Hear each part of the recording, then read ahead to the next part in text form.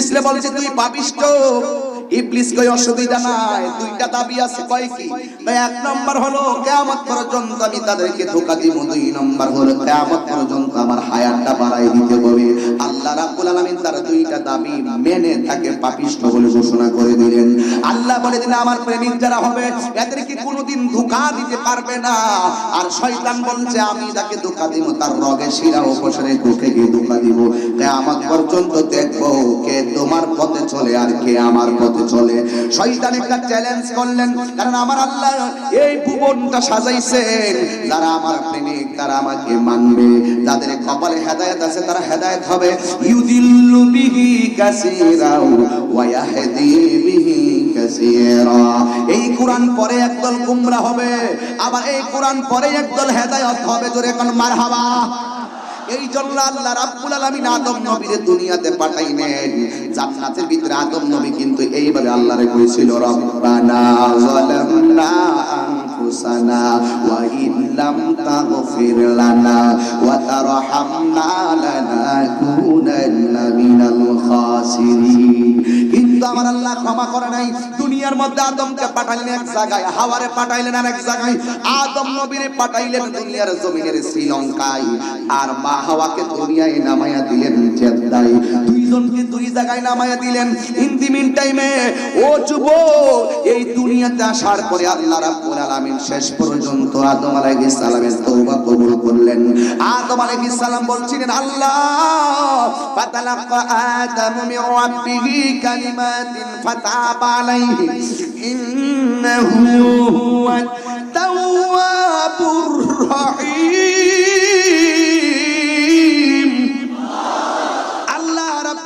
আদম নবীরে কতিপয় বাক্য শিখিয়ে দিলেন। এরপর আল্লাহর কাছে তওবা করলেন, আল্লাহকে তওবাকারী হিসেবে গ্রহণকারী হিসেবে পাইলেন। এই জন্য যুবক পায়ে ধরে বলে দিয়ে যায়, আদম নবী 340 বছর কাটলো, কিন্তু আল্লাহ রাব্বুল আলামিন তাকে ক্ষমা করে নাই। শেষ পর্যন্ত আদম নবী বলছে, আল্লাহ গো তুমি আমারে ক্ষমা করো, যদি আমাকে এতগুলো নাম বললাম তুমি আমারে ক্ষমা করো নাই, কিন্তু মুহাম্মদ সাল্লাল্লাহু আলাইহি সাল্লামের উসিলায় তুমি আমারে মাফ করে দাও। আল্লাহ ডাক দিয়া কই, ইয়া আদম কাইফা আরাফতালে মুহাম্মদ, তুমি আবার মুহাম্মদকে কেমনে চিনলে? আদম আলাইহিস সালাম বলে, ইয়া রব খালাকতানি, যখন তুমি আমাকে বানিয়েছো ফারাইতু আলা সাতিল আরশ, আমি আরশের দিকে তাকিয়েছিলাম, আমি দেখেছি ফাফিহে মাকতুবুন, ওই আরশের মধ্যে লেখা আছে লা ইলাহা ইল্লাল্লাহ, আর এক পাশে আছে মুহাম্মাদুর রাসূলুল্লাহ। যেহেতু তোমার নামের পাশে তোমার বন্ধুর নামটা লেখছো, নিশ্চয়ই তুমি সেই বন্ধুরে অনেক ভালোবাসো। এই বন্ধু নবীর উসিলায় আমি আদমের তুমি ক্ষমা করে দাও। আল্লাহ ডাক দিয়া কয়, আদম রে 340 বছর আগে যদি আমার বন্ধু নবীর উসিলায় তুমি আমার কাছে ক্ষমা চাইতা, আমি আল্লাহ রাব্বুল আলামিন তোমাকে ক্ষমা করে দিতাম। জোরে জোরে কি সুবহানাল্লাহ বলবেন? এখন সবক পাইলাম দুইটা। একটু আগে পাইছি আব্বা চুমা দিছে, একটু আগে পাইলাম বাবা চুমা দিছে, আমরা ছেলেরা চুমা দেই। এখন আবার পাইলাম আব্বা উসিলা দইরা নবীর উসিলায় আমার আল্লাহর কাছে ক্ষমা চাইছে, আল্লাহ ক্ষমা করেছে, আমার বাবা উসিলায় ক্ষমা পাইছে। এই জন্য আমরা কিয়ামত পর্যন্ত উসিলা তালাশ করব।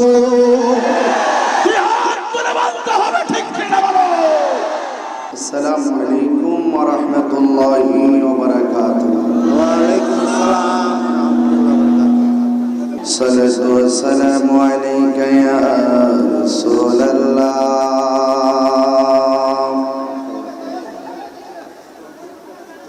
الصلاة والسلام عليك يا حبيب الله. الصلاة والسلام عليك يا شفيع المذنبين. الصلاة والسلام عليك يا رحمة للعالمين.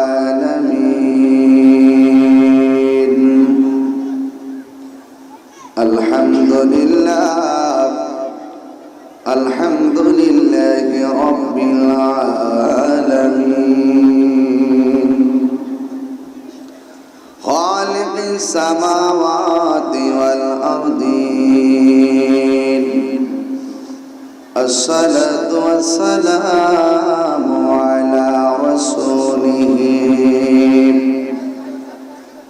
মুহাম্মাদিন সাল্লাল্লাহু আলাইহি ওয়াসাল্লাম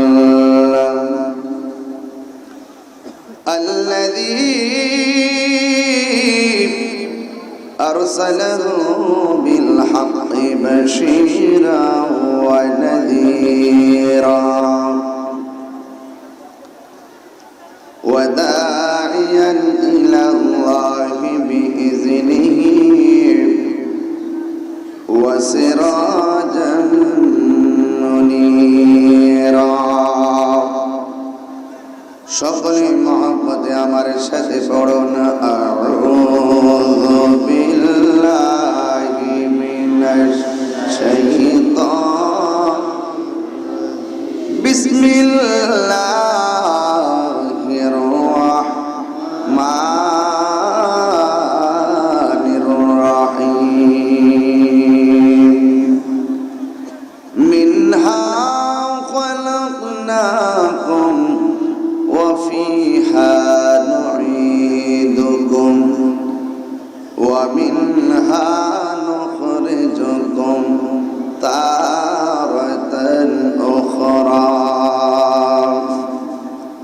صدق الله العلي العظيم وصدق رسوله النبي الحبيب الكريم قال النبي صلى الله عليه وسلم يشفع يوم القيامة ثلاثة الأنبياء ثم العلماء ثم الشهداء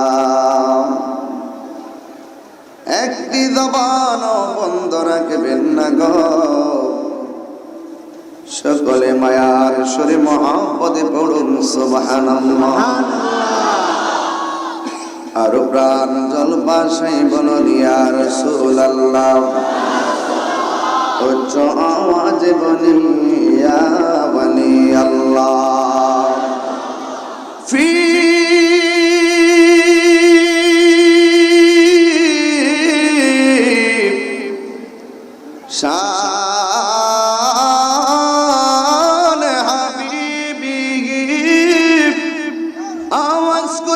আল্লাহু আকবার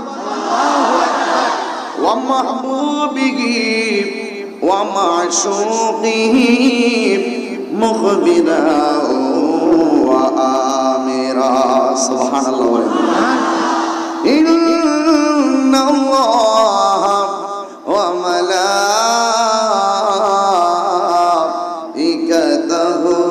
ইউসাল্লুনা আলান নবী يا أيها الذين آمنوا صلوا عليه وسلموا تسليما اللهم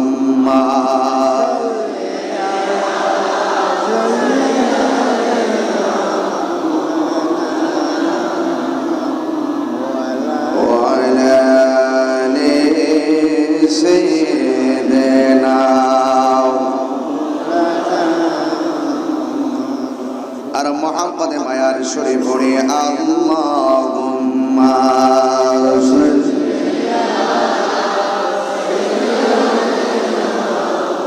মাওলানা মুহাম্মদ ওয়া আলা আলি সাইয়্যিদিনা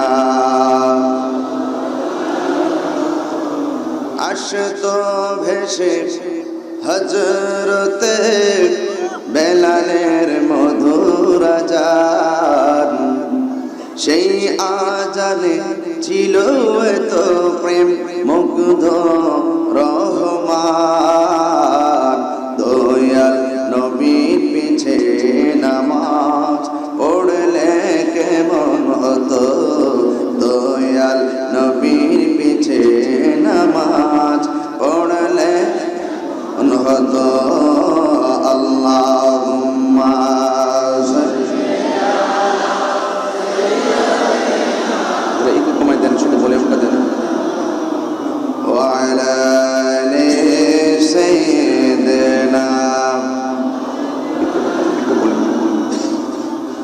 লা ইলাহা লা ইলাহা লা ইলাহা লা ইলাহা ইল্লাল্লাহ মুহাম্মাদুর রাসূলুল্লাহ সাল্লাল্লাহু আলাইহি ওয়াসাল্লাম। চট্টগ্রাম সাতকানিয়া চরখাগড়িয়া খাদিমানি চৌধুরী উচ্চ বিদ্যালয় মাঠ প্রাঙ্গণে আজিমুসান তাফসীর কুরআন মাহফিলের সম্মানিত উদ্বোধক আবুল কাশেম আলাদু চেয়ারম্যান ফাউন্ডেশনের সম্মানিত চেয়ারম্যান 2000 আলহাজ লুকমান হাকিম সাহেব, প্রধান অতিথি আলহাজ এম এ সাইদ সাহেব সহ সভাপতি বাংলাদেশ আওয়ামী লীগ চট্টগ্রাম দক্ষিণ জেলা ও সভাপতি চরখাগড়িয়া খাদিমানি চৌধুরী উচ্চ বিদ্যালয়, প্রধান মেহমান আলা रहनुमाई शरीयत तरीक़त हादी दीन मिल्लत प्रख्यात इस्लामी चिंतनविद अंतर्जातीय ख्याति संपन्न मुफस्सिर कुरान हजरतुल हाज अल्लामा अबुल कासिम नूरी साहिब मददसिल्लाहुल अली, चेयरमैन अंजुमन रोजमिया नूरिया ट्रस्ट खलीफा दरबार आला हजरत रहमतुल्लाह अलैहि भारत। उपस्थित আছেন সম্মানিত অতিথি সালাউদ্দিন চৌধুরী সাহেব, ভাইস চেয়ারম্যান সাতকানিয়া উপজেলা পরিষদ, সম্মানিত অতিথি আক্তার হোসেন, চেয়ারম্যান জৈনম খাগড়িয়া ইউনিয়ন পরিষদ, সম্মানিত অতিথি আব্দুল আহাদ, উপগণশিক্ষা বিষয়ক সম্পাদক বাংলাদেশ ছাত্রলীগ।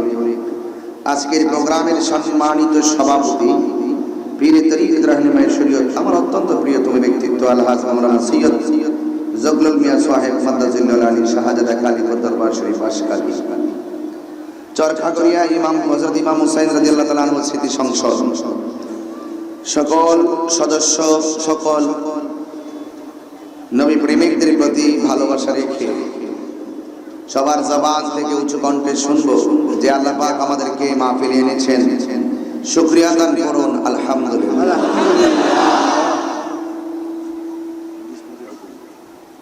লাখ কোটি দরুদ ও সালাম ওই নবীর নূরানি কদম মুবারক যিনি হায়াতুন নবী নূর নবী, গায়েবের খবর দেন ওয়ালা, যিনি সৃষ্টির আদি, সৃষ্টির মূল, সৃষ্টির কল্যাণকারক, যিনি বিশ্ব সভার সভাপতি, যিনি সমস্ত আম্বিয়া কিরামদের মাথার মুকুট, যার বাহন ছিল বুরাক, যার সফর হয়েছে মেহরাজ, যার গমন হয়েছে সিদরাতুল মুনতাহা, যেই নবীর লক্ষ্যস্থল ছিল কাবা কাউসাইন, আমরা যেই নবীর উম্মত হয়েছি সেই নবীর উদ্দেশ্য ছিল আমার আল্লাহ পাকের দিদার। সেই নবীর উম্মত হওয়াতে আমরা কি খুশি না বেজার? আর জবান খুলে বলি খুশি না বেজার? শুকরিয়া আদান করুন আলহামদুলিল্লাহ। আপনারা জেনেছেন, শুনেছেন, স্টেজে আসার পরে আমাকে একটি বিষয় দেওয়া হয়েছে কবর এবং হাসর নিয়ে কথা বলার জন্য। আমি যেখানে যাই এই বিষয়গুলো আমাকে বেশি দেওয়া হয়। আমাদের একটা থিওরি থাকে কথা বলার, যখন আমরা একটা বিষয় জানি তখন সব জায়গায় এই কথাগুলো একাধিকবারই বলতে হয়, তারপরে প্রয়োজন আছে না? আচ্ছা, মাহফিল কমিটিদের বেঁধে দেওয়া বিষয় অনুযায়ী আমি চেষ্টা করব যতক্ষণ পারি কথা বলার জন্য। আমি এখান থেকে আনোয়ারা চলে যাব অনেক ভিতরে, তবে কারা কারা খুশি একটু হাত তুলুন তো দেখি। নারে তাকবীর, আল্লাহ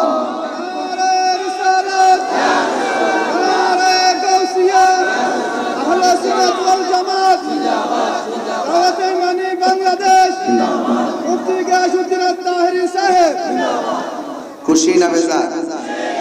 আমি কিন্তু একটা আয়াত তেলাওয়াত করেছি আপনাদের সামনে। এই আয়াতের নিরিখে আনুষঙ্গিক প্রাসঙ্গিক কথা বলে আমি ইনশাআল্লাহ বিদায় নিব। আল্লাহ যেন তৌফিক দান করে বলুন আমিন। আল্লাহ রাব্বুল আলামিন কোরআনুল কারীমের ভিতরে চমৎকার ভাষায় আমাদেরকে বুঝিয়ে দিয়েছেন কোথায় ছিলাম, কোথায় এসেছি, আবার কোথায় যাব। একটি আয়াতের ভিতরে আল্লাহ পাক আমাদেরকে বুঝিয়ে দিয়েছেন মিনহা খলাকনাকুম ওয়া ফিহা নুঈদুকুম ওয়া মিনহা নুখরিজুকুম তারাতান উখরা।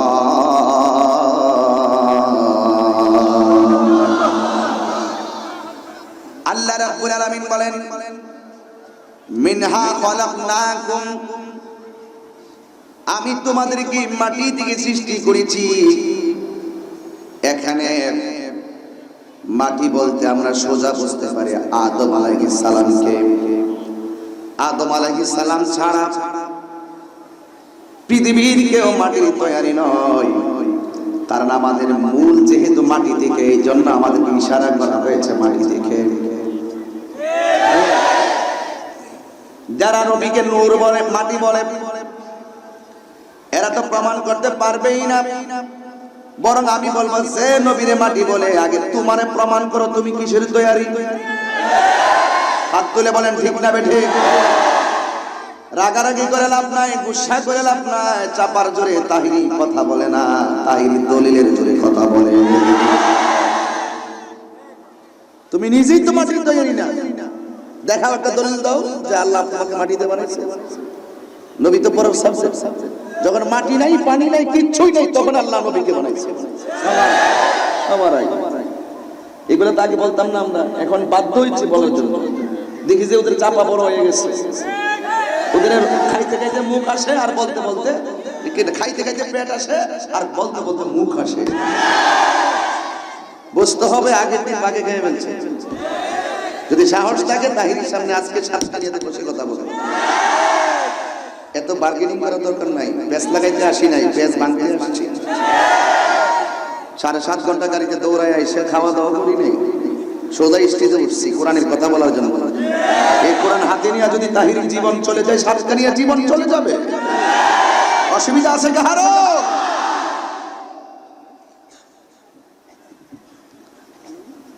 জ্ঞান সবারই আছে, সবাই কম বেশ বুঝে। বুঝে না? আল্লাহ রাব্বুল আলামিন বলেন মিনহা খলাকনাকুম, আমি তোমাদেরকে তা থেকে সৃষ্টি করেছি, মানে আদম থেকে। আমাদের আদি পিতার মূল হলো মাটি, এই জন্য আমাদের সকলকে কথায় কথায় মাটির তৈরি মানুষ, মাটির তৈরি, মাটির তৈরি বলে। বুঝেননি? এরপরে ওয়া ফিহা নুঈদুকুম, যেই মাটি দিয়া তোমাদের মূল পিতাকে বানানো হয়েছে, সেই মাটির মধ্যেই তোমাদেরকে দাফন করা হবে। ওয়া মিনহা নুখরিজুকুম তারাতান উখরা, এই মাটি থেকে একদিন তোমাকে তুলে, উখরা মানে হলো রিজারেকশন লাইফ, যার নাম হলো পরকাল, হাসরের ময়দান। যেই ময়দানে তোমার পাপ পুণ্যের হিসাব গ্রহণ করা হবে একদিন, ওই ময়দানের নাম হলো হাসরের ময়দান। এই জন্য আমার যুবক ভাইরা, একমাত্র আমার বাবা আদি পিতার নাম কি? কথা বলে না, নাম কি? নাম কি হুজুর?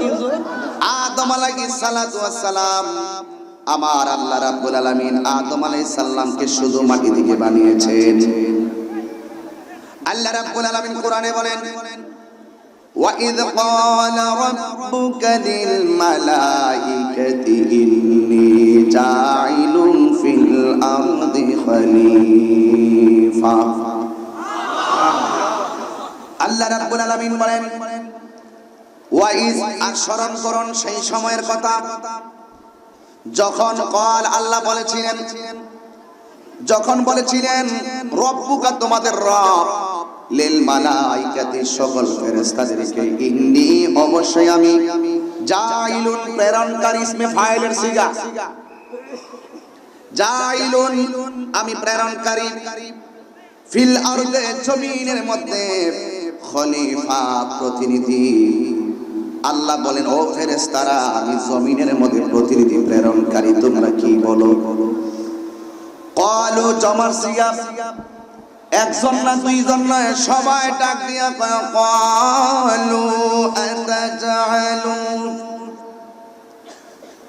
ক্বালু আতাজআলু ফিহা মান ইউফসিদু ফিহা ওয়া ইয়াসফিকু দিমা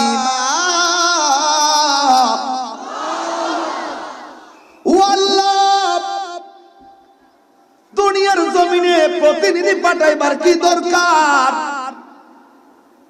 আমরাই তো কেন পাঠাবেন? তারা সেখানে গিয়ে মাইয়ুফসিদু ফিহা, ওই জমিনে গিয়ে তারা ফাসাদ লাগাইব, ওয়াসফিকুদ দিমা, জমিনের ভিতরে গিয়ে পরস্পর রক্তাক্ত করব। ফেরেশতাদেরকে প্রশ্ন করি, তোমরা কেমনে বুঝলা দুনিয়াতে প্রতিনিধি এসে মারামারি করবে? তোমরা কি করে বুঝেছো দুনিয়াতে মানুষ এসে রক্তাক্ত করবে? কথা পরিষ্কার। ফেরেশতাদের একটা অভিজ্ঞতা ছিল, কেন জানেননি? মানুষ জমিনে নামার আগে আমার আল্লাহ জিন জাতিকে পাঠাইছিল। এই জিন জাতি একজন আরেকজনের কামড়া কামড়িতে ফেরেশতাদের অভিজ্ঞ হয়ে গেছে। ফেরেশতারা অভিজ্ঞতা অর্জন করেছে। এরপরে ফেরেশতারা কয়, আল্লাহ ওরা দুনিয়াতে যাইয়া মারামারি করবে, ওরা দুনিয়াতে যাইয়া ফতনা ফাসাদ করবে। ওয়া নাহনু নুসাব্বিহু বিহামদিহি ওয়া নাহনু নুসাব্বিহু, আমরাই তো তোমার তাসবিহ পড়তেছি, পড়িতে থাকিব, পড়িতে থাকিব। বিহামদিক, আমরাই তো আপনার প্রশংসা করতেছি। ওয়া নুকাদ্দিস লাক, আমরাই তো তোমার পবিত্রতা বর্ণনা করতেছি। আল্লাহ পাক ফেরেশতাদেরকে নিয়ে ফেরেশতাদের কাছ থেকে জিজ্ঞেস করলেন, আমি প্রেরণকারী, তোমরা কি বলো? ফেরেশতারা বললেন, আল্লাহ পাঠানোর কি দরকার? ওরা তো মারামারি করবে, আমরাই তো আপনার জন্য যথেষ্ট, আমরাই তো আপনার জন্য যথেষ্ট। তো ফেরেশতারা এই যে কথাটা বললেন, ফেরেশতাদের কথাকে আল্লাহ পাক একটি কথার দ্বারা সব শেষ করে দিলেন। কি বলছেন দেখেন, গভীর মনোযোগ। আল্লাহ রাব্বুল আলামিন বলেন, قال إني أعلم ما لا تعلمون।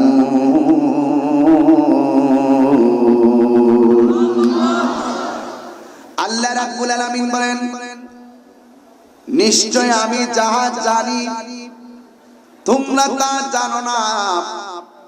তার মানে প্রমাণ হয়ে গেল আমার আল্লাহ রাব্বুল আলামিন বান্দাদেরকে স্পেশালি আমার আল্লাহর কুদরতি মহব্বতের ইশারায় বানিয়েছেন। কথা বলেন ঠিক কিনা?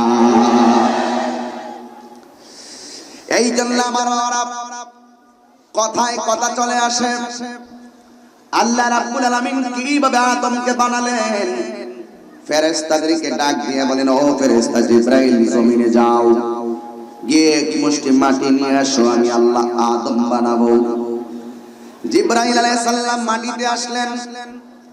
মাটির মধ্যে হাত দেওয়ার সময় জিবরাইল আলাইহিস সালামকে মাটি ডাক দিয়ে, জিবরাইল এই মাটি নিও না, প্রতিনিধি দুনিয়ার মধ্যে আল্লাহ পাঠাইলে তারা নাফরমানি করলে আমি মাটি সহ্য করতে পারবো না। মাটির কান্না দেখে জিবরাইল আলাইহিস সালাম মন নরম হয়ে গেল। এবার মিকাইল আলাইহিস সালাম আসলেন, তার মনটাও নরম হয়ে গেল। ইসরাফিল আলাইহিস সালাম আসলেন, আসার পর ইসরাফিল আলাইহিস সালামের মনটাও নরম হয়ে গেল। আমার আল্লাহ বলেন, আজরাইল জমিনে যাও, মাটি নিয়ে আসো। আজরাইলে নামার পরে মাটি বারবার না করার পরেও মাটির কান্না আজরাইলকে মন গলাইতে পারে নাই। মাটি ডাক দিয়ে, আজরাইলের সালাম ডাক দিয়ে, হে মাটি, আমি জিবরাইল নয়, আমি মিকাইল নয়, আমি ইসরাফিল নয়, আমি আজরাইল। এমন একটা মুষ্টি মেরেছে মাটির ভিতরে, আজরাইলের এক মুষ্টি মাটি দুনিয়ার হিসাবে সমান সমান 40 মণ। তার মানে বোঝা গেল আজরাইলটা কত বড়, যার মাথার মধ্যে 7 সমুদ্র, 13 নদীর পানি দিয়ে দিল, এক ফোঁটা পানি জমিনে পড়বে না। এমন একটা আজরাইল অপেক্ষা করছে তোমার রূহটা নেওয়ার জন্য। আজরাইল কয়, মাটি, আমি ইসরাফিল নই, আমি হইলাম আজরাইল। গাট করে মুষ্টি মাটিটা নিয়ে গেলেন, আল্লাহর কাছে হাজির হয়ে গেলেন। আমার আল্লাহ ডাক দিয়ে, আজরাইল জিব্রাইলে মাটির কান্নায় গলে গেল, ইসরাফিল গলে গেল, মিকাইল গলে গেল, তুমি আজরাইল কেন তার কান্নায় সাড়া দেও নাই? আজরাইল আলাইহিস সালাম ডাক দিয়ে কে আল্লাহ, হাজার মাটির কান্নার চাইতে তুমি আল্লাহর হুকুমটাই হলো আমার কাছে সবচাইতে বড়। হুকুম কার? জোরে বলতে হবে, হুকুম কার? এবার আল্লাহ ডাক দিয়ে কি, আজরাইল, দুনিয়ার জমিনে যত প্রাণী থাকবে, যত প্রাণী দুনিয়াতে মানুষ যাবে, কিয়ামত পর্যন্ত তাদের রূহ অবস্থা করার দায়িত্ব আমি আল্লাহ তুমি আজরাইলকে দিয়ে দিলাম। এরপর ফেরেশতারা আদম বানাবে। বাবার কাছ থেকে দলিলটা বুঝা রাখেন, তাইলে জায়গা তুমি বুক করে খাইতে পারবেন, ঠিক না বলেন? CSRSBS বাবার থেকে বুঝা রাখেন, না রাখলে যে কোনো মানুষ দখল করে আপনার সম্পত্তি নেওয়ার কনস্পাইরেসি করবে। এই জন্য আমার আব্বা কিভাবে সৃষ্টি হয়েছে এই তত্ত্বটা যেই সন্তান জানে, এই সন্তান কোনোদিন আমার নবীর সঙ্গে গাদ্দারি করতে পারে না। বাবার খবর নাই, এগুলো সব বেঈমান সন্তান। এ যুবক, রাগারাগি নাই, গুসা নাই। আল্লাহ বলে ফেরেশতা তোমরা আদম বানাও। সুবহানাল্লাহ। এবার আদমের হাঁটু বানালো, আদম আলাইহিস সালামের কোমর বানালো, আদম আলাইহিস সালামের হাত বানালো, আদম আলাইহিস সালামের শরীরটা বানালো, কিন্তু আদম আলাইহিস সালামের চেহারা ফেরেশতারা বানাইতে পারেন না। আল্লাহ বলেন এটা আমি নিজের কুদরতি হাত মোবারক দিয়া বানাবো। এই জন্যই তো আল্লাহ কোরআনের মধ্যে সুন্দর করে বলে দিয়েছেন। আরে আমি তো আর হাফেজ না, বুঝি না কিছু, বাইক করে করে ওয়াজ করতে হয়, বেশি শিক্ষিত না তো, লেখাপড়া যতটুকু করছি অর্থ করতে পারি ইনশাআল্লাহ। এই যে আমার আল্লাহ বলেন, এখানে কয়জন ভাইস চেয়ারম্যান সাহেব? এক, আপনার নাম আনল মোস্তফা সাহেব, চেয়ারম্যান সাহেব এবং পিসা হুজুর এবং আমরা লুকমান ভাই থেকে সরকার আমরা যারা আছি, হ্যাঁ এখানে তাকাই দেখেন তো 1 2 3 4 5 6 7 8 একজনের চেহারার সাথে আরেকজনের চেহারা কথা বলেন না কেন মিলে? তাহলে আমার আল্লাহ কেমন কারিগর! একটা বিল্ডিং থেকে আরেকটা বিল্ডিং সহজে বানানো যায় নকশা দেখে, একটা ব্রিজ থেকে আরেকটা ব্রিজ বানানো যায়, কিন্তু আমাদের চেহারাগুলো কেমন নিপুণ কারিগর! আল্লাহ কোরআনে বলছেন, লাকাদ খালাকনাল ইনসানা ফি আহসানি তাকবীর।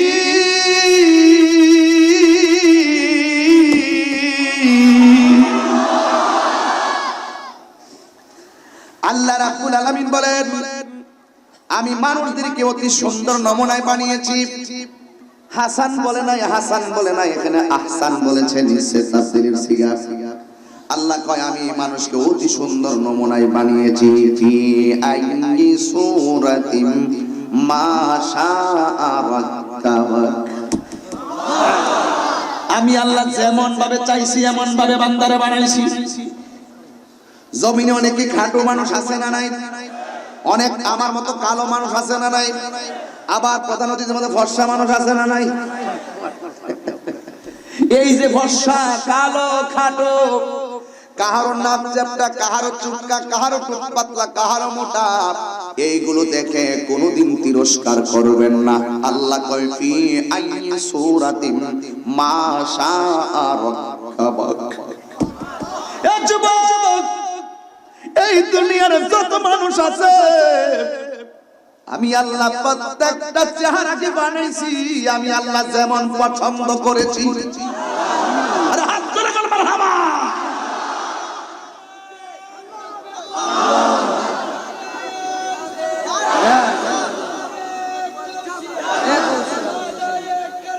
না, এই জন্য গরিব বলে কাউকে তিরস্কার করবেন না, অভাবীদেরকে ধাক্কা দিবেন না।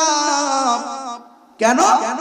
ওই যে ওয়াফিহা নুঈদুকুম, কবরে যাওয়া লাগবে, কবরে গেলে বুঝবেন কেমন কঠিন এক অবস্থা। এই জন্য আল্লাহ কয় ফি আই সূরাতিন মা শাআ রাক্কাবাক, আমি আল্লাহ যেমন চাইছি তেমন ভাবে বান্দারে বানাইছি। এবার আদম নবীর চেহারাটা আল্লাহর কুদরতি হাত, সুবহানাল্লাহ। আরে কত সুন্দর কথা কোরআনে আছে। এবার বানানোর পরে আদম নবীর হাত আছে, আদম নবীর পা আছে, আদম নবীর চোখটা এরকম লাগানো ছিল, নাক দিয়া শ্বাস আসে না, মুখ দিয়া কথা আসে না। আল্লাহ রাব্বুল আলামিন আদম নবীর ভিতরে রূহটা দিলেন। একবার দুইবার বের হয়ে চলে এসেছে, তৃতীয়বারের মাথায় আর বের হয় না। রূহরে জিজ্ঞেস করে, রূহ এখন কেন বের হও না? রূহ বের হয় না কেন জানোনি? কারণ ওই প্রথম দুইবার ভিতরে অন্ধকার দেখে বের হয়ে এসেছে। ও আল্লাহ, কেমন করে ভিতরে থাকবো? তৃতীয়বারের মাথায় রূহ ভিতরে গিয়ে আসতে চায় না। আমার আল্লাহ রাব্বুল আলামিন আদম নবীর কপালে রাহমাতুল লিল আলামিনের নূর মুবারক স্থাপন করে দিলেন। আল্লাহ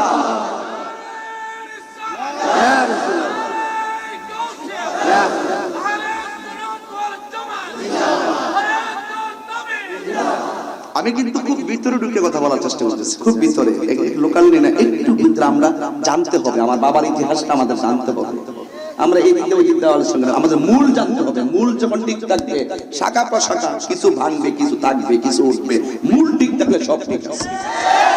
কথা বলেন ঠিক কিনা বলেন? এবার আদম আলাইহিস সালামের ভিতরে রূহ গেল, আদম নবীর চোখটা ফুটে উঠলো, মারহাবা। আবার ঠাস কইরা নাক দিয়ে একটা হাসি এসেছে। হাসি আসার পরে আদম নবীর সর্বপ্রথম জীবনের যে কথাটা ছিল, এই কথাটাই ছিল আলহামদুলিল্লাহ, প্রশংসা সব একমাত্র আলহামদুলিল্লাহি রাব্বিল আলামিন।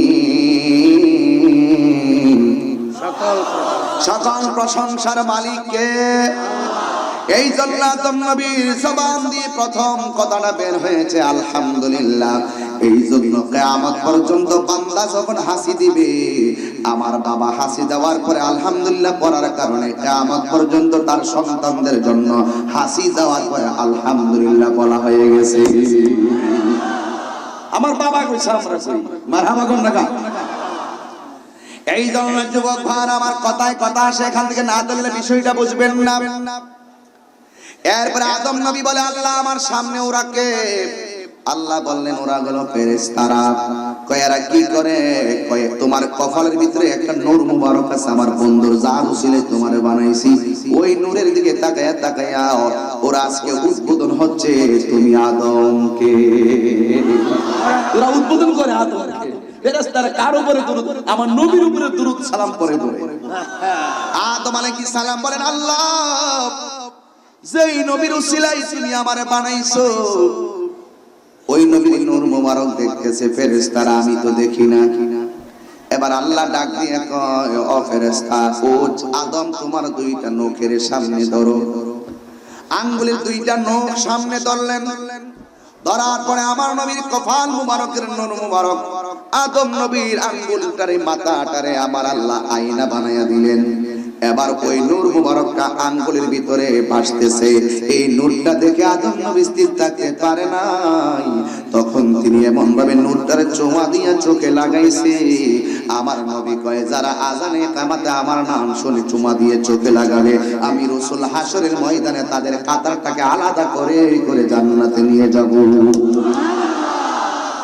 মূল ধরেন, মূল মূল বাবাই কি করছে ফুটে এটা গুলো, আর কোন মৌলবী কি কইছে এটা না হইতাম না।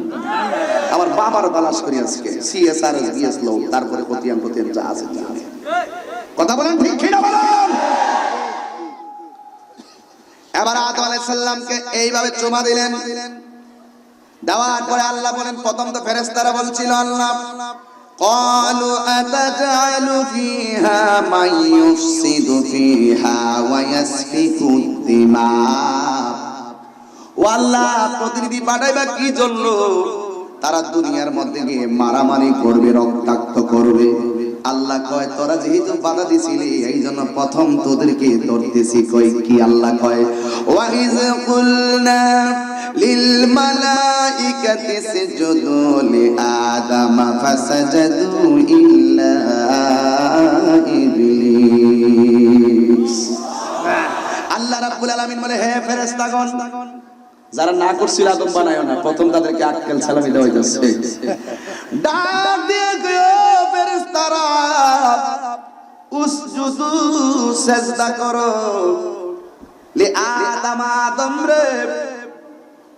সবাই সাথে সাথে ফাসাজাদু, দেরি নাই, এটা আতেফা, মানে সাথে সাথে হুকুম করছে সাথে সাথে।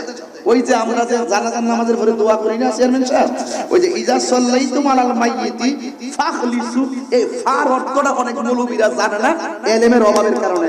এই জন্য তারা বলে জানাজার নামাজের পরে দোয়া করতে চাইতো না, বেদাতের ফতোয়া লাগাই।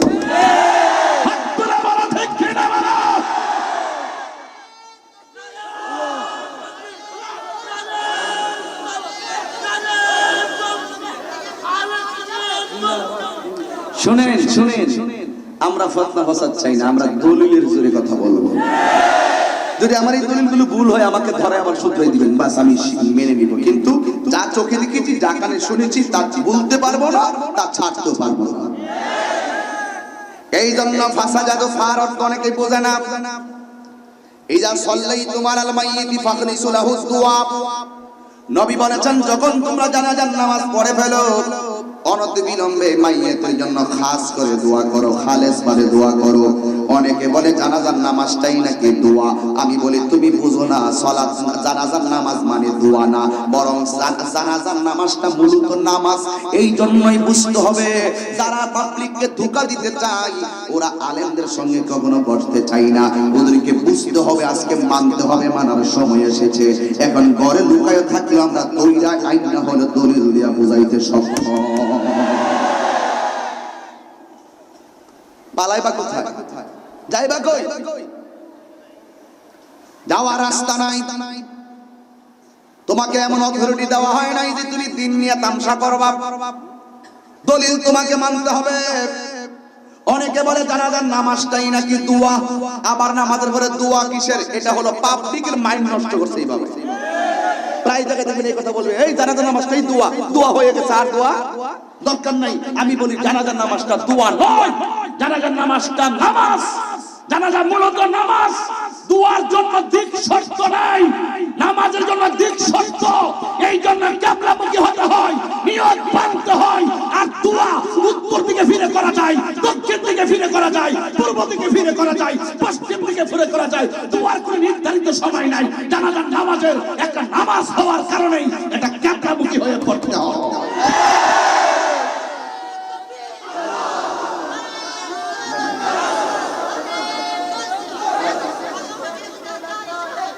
জানাজার নামাজ মূলত কি দোয়া নাকি নামাজ? বরং সর্বোচ্চ এই কথাটা বলতে পারে জানাজার নামাজের ভিতরে দোয়া আছে, এটা বলতে পারে। তাকবীর চারটার ভিতরে একটা আমাদের তাকবীরের মধ্যে দোয়া আছে। কিন্তু এই দোয়া যে আছে, কিন্তু আজকে যিনি মারা গেছেন তার জন্য বিশেষ কোনো দোয়া এটার ভিতরে নাই। এই জন্যই রাসূল বইলা গেছে আঙ্গুরে ইজা সাল্লাইতুম আলাল মাইয়িতি ফাখলিসু লাহু দুআ। শর্ত এবং জাযা যারা বুঝে না, এরা কখনোই গ্রামারটা যারা বুঝে না, মানে শর্ত জাযা কারে কয়, এই ভেদ যারা বুঝে না, এই জ্ঞান যাদের মাঝে নাই, তাদের পক্ষে সম্ভব জানাজার নামাজের পরে দোয়ার বিরোধিতা করা। আমরা বুঝি, এই জন্য আমরা চিনি, আমরাই কিনি। কথা বলেন ঠিক না বেঠিক? এই জন্য আল্লাহ বলেন ওয়া ইয কুলনা লিল মালাইকাতি ইসজুদু লি আদাম ফাসাজাদু ইল্লা ইবলিস। আল্লাহ বলে হে ফেরেশতারা তোমরা আদমকে সিজদা করো, ফাসাজাদু, আর দেরি নাই, হুকুম কার? এই সিজদাটা ইবাদতের নিয়তে ছিল না। এই যে সিজদাটা এটা ইবাদতের নিয়তে ছিল না, এর মানে হলো সবাইরে সিজদা দেওয়াইতাছে পৃথিবীর ভিতরে কিয়ামত পর্যন্ত। আদম আলাইহিস সালামের নেতৃত্বে তার সন্তান যারা দুনিয়াতে আসবে তারা যেন আনুগত্যশীল হয়, এই জন্য আমার আল্লাহ ফেরেশতাদেরকে অর্ডার করেছে। এই জন্য যুবক ভাইরা আমার, সবাই সাজদা করলো ইল্লা ইবলিস, ইবলিস ছাড়া। আবার আল্লাহর হুকুম প্রত্যাখ্যান করলেন, আমি পারবো না। ওয়াস্তাকবার, অহংকার করলেন। কি অহংকার করলেন? আমি হইলাম আগুনের তৈরি, আদম হলো মাটির তৈরি। আমার ধর্ম উপরে ওঠা, আদমের ধর্ম পায়ের নিচে থাকা, মাটির তৈরি। আমি কেন উপরে লোক হইয়া নিচে যারে সেজদা করব? আমি পারবো না। আল্লাহ সাথে সাথে বলে দিল ওয়া কানা মিনাল কাফিরিন। আল্লাহর হুকুম যারা মানে না এরা কি ঈমানদার না কাফের? এই জন্য যুবক ভাইরা আমার, আল্লাহ রাব্বুল আলামিন আদম আলাইহিস সালামকে বানালেন, আর আদম আলাইহিস সালামের বাম পাজরের হাড় দিয়ে আমার আল্লাহ মা হাওয়াকে বানালেন। সুবহানাল্লাহ। বানায়া আমার আল্লাহ বলে ওয়া কুলনা ইয়া আদাম উসকুন আনতা ওয়া যাওজুকাল জান্নাহ। হে আদম, তুমি এবং তোমার স্ত্রী জান্নাতের মধ্যে বসবাস করো। ওয়াকুলা মিনহা রাগাদান হাইসু শিতুমা, এই জান্নাতে যত খাবার আছে সব খাইবা। ওয়ালা তাকরাবা হাযিহিশ শাজারা, ওই যে একটা গাছ দেখা যায়, গাছের নিকটে তুমি যেও না। যদি কন্দম গাছের নিকটে যাও ফাতাকুনা মিনাজ জালিমিন, তোমরা দুইজন ক্ষতিগ্রস্ত আর জালেমদের অন্তর্ভুক্ত হয়ে যাবে। চিৎকার মেরে কন্যা আল্লাহু আকবার। এই জন্য যুবক ভাই আমার, আল্লাহ গুরাতে আমার বাবাকে বলছেন, মনোযোগ দিবেন। আল্লাহ শুরুতেই আমার বাবা আদমকে বলছেন, আদম এই পথে চলবা, আমি আল্লাহকে পাইবা। এই পথে চললে আমি আল্লাহকে পাবে না, অপরাধী হয়ে যাবে। এই জন্য কিয়ামত পর্যন্ত আমার আল্লাহ আমাদেরকে রাস্তা দিয়েছে দুইটা। কি রাস্তা দিল দুইটা? আল্লাহ বলেন কি মা আতাকুমুর রাসূল ফাখুযুহু ওয়া মা নাহাকুম আনহু ফান্তাহু। আল্লাহ রাব্বুল আলামিন যা আমাদেরকে আদেশ করেছেন তা আমরা মানলে হবে ঈমানদার, আর যা নিষেধ করেছেন তা থেকে যদি দূরে না থাকি, আমরা তা থেকে যদি আমরা দূরে না থাকি, তাহলে আমরা সবাই হয়ে যাব বেঈমান। এই জন্য বাবার আমার আদেশগুলো মানতে হবে, নিষেধগুলো থেকে দূরে থাকতে হবে। কথা বলেন ঠিক কি না বলেন? আমার আল্লাহ শুরুতেই আদম নবীর কন্ডিশন দিয়া দিলেন, আদম রে তুমি সব এইগুলা করবা, এইগুলা করবা না। শেষ পর্যন্ত শয়তান ইবলিসে ছলে বলে কৌশলে হাওয়াকে ধোঁকা দিতে সক্ষম হয়েছে। অনেকে বলে আদম নবী গন্ধমের অনেকে বলে আদম নবী ইবলিসের শিকার হয়েছে। না না না, ইবলিস প্রথম ধোঁকা দিয়েছে আমার মা হাওয়াকে। কথা বলে ঠিক না বেটি? মা হাওয়াকে ধোঁকা দিয়েছে। মা হাওয়াকে বলেছে, ও হাওয়া, এই আল্লাহ সব খাইতে বলেছে, এই গাছটা কেন ফলটা খাইতে না করছে জানোনি? এই ফলটা খাইলে তোমরা চিরদিন জান্নাতি হয়ে যাইবা, এই জন্য না করেছে। হযরতে মা হাওয়া, মহিলাদের মন কিন্তু এমনি একটু নরম নরম করে কথা বললে তারা মন নরম হয়ে যায়। কথা বলেন ঠিক না বেটি? এই জন্য ওরা একটু সহজ, যেই মাত্র ওই ফলটা মা হাওয়ার মুখের ভিতরে নিয়েছে, মা হাওয়া খাওয়ার সাথে সাথে তার শরীর থেকে জান্নাতি জামা পড়ে গেছে। যেই মাত্র জান্নাতি জামা পড়ে গেছে, তখন গায়ের ভিতরে জান্নাতের লতা পাতা দিয়ে শরীর সারে রেখেছেন। আল্লাহ বলেন ফাআযাল্লাহুমাশ শাইতানু আনহা ফাআখরাজাহুমা মিম্মা কানা ফীহি। তারা যখন গন্তব্যের নিকটবর্তী হয়ে গেল, আল্লাহ পাক যা আদেশ করেছে তা থেকে যখন শয়তানের ধোঁকায় যখন হাওয়া যখন প্রতারিত হয়ে গেল, তখন আবার আল্লাহ বলেন ফাআযাল্লাহুমাশ শাইতান, এরা দুইজনকে শয়তান পদস্খলন ঘটাইলো। এরপর আল্লাহ কি করলেন?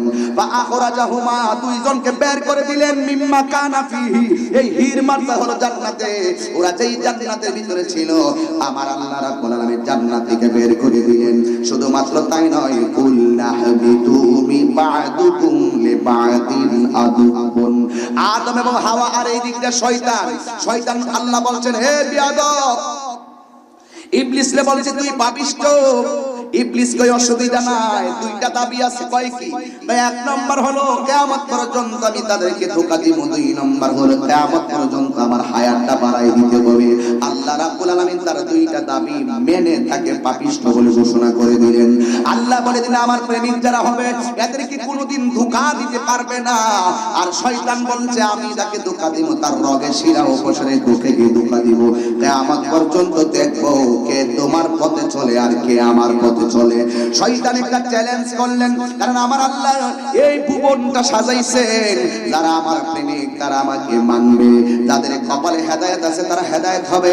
ইউদিল্লু বিহি কাসীরা ওয়া ইয়াহদি বিহি কাসীরা।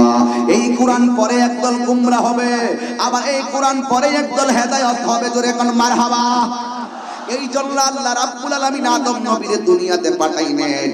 জান্নাতের ভিতরে আদম নবী কিন্তু এইভাবে আল্লাহরে কইছিল, রব্বানা যালামনা আনফুসানা ওয়া ইল্লাম তাগফির লানা ওয়া তারহামনা লানাকুনান্না মিনাল খাসিরিন। কিন্তু আমার আল্লাহ ক্ষমা করে নাই। দুনিয়ার মধ্যে আদমকে পাঠাইলেন এক জায়গায়, হাওয়ারে পাঠাইলেন আরেক জায়গায়, আদম নবীরে পাঠাইলেন দুনিয়ার জমিনের শ্রীলঙ্কায়, আর মা হাওয়াকে দুনিয়ায় নামায়া দিলেন জেদ্দায়। দুইজনকে দুই জায়গায় নামায়া দিলেন।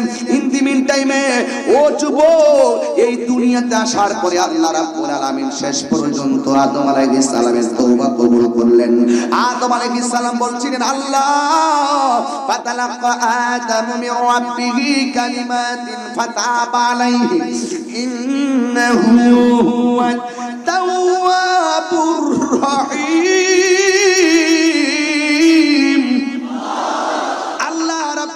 আদম নবীরে কতিপয় বাক্য শিখিয়ে দিলেন, এরপর আল্লাহর কাছে তওবা করলেন, আল্লাহকে তওবাকারী হিসেবে গ্রহণকারী হিসেবে পাইলেন।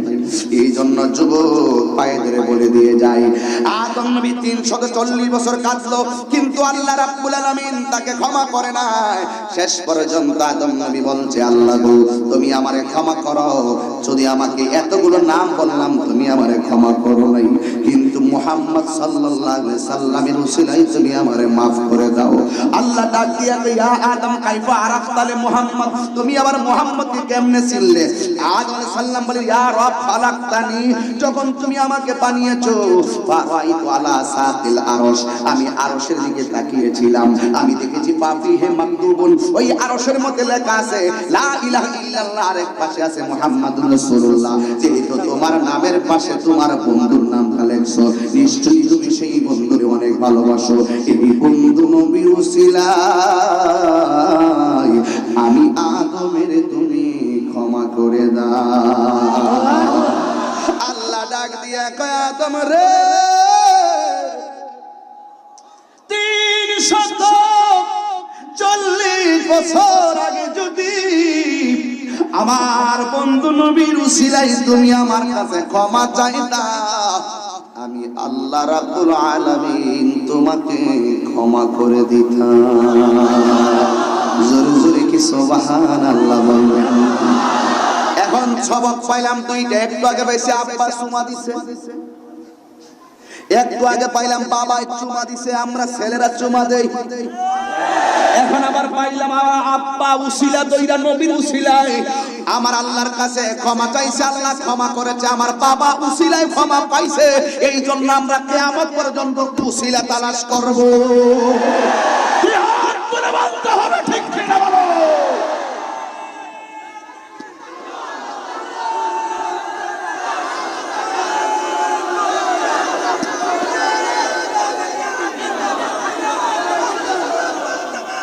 বেজার হচ্ছেন আপনারা? বেজার হচ্ছেন? এই বেজার হচ্ছেন? আমি বলছি আগে আমার আব্বার খবর লব। এবার দলের দালালি বাদ, এবার নজদের দালালি বাদ, খ্রিস্টানদের দালালি বাদ, ইহুদিদের দালালি বাদ, আব্দুল ওয়াহাব নজদের দালালি বাদ। আমরা আমার বাবার তালাশ করতেছি। বাবা কয় আমাকে নবীর উসিলায় ক্ষমা করো, তার মানে উসিলা ধরা জায়েজ আছে। এই জন্যই তো আল্লাহ কোরআনে বলেছেন, ইয়া আইয়ুহাল্লাযীনা আমানু তাকুল্লাহ ওয়াবতাগু ইলাইহিল ওয়াসিলা।